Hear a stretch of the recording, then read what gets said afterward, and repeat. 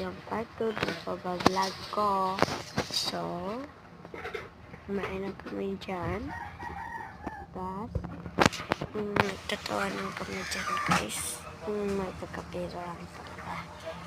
So, kumain na kami dyan. Nag-pasta ako ng mga friends ko.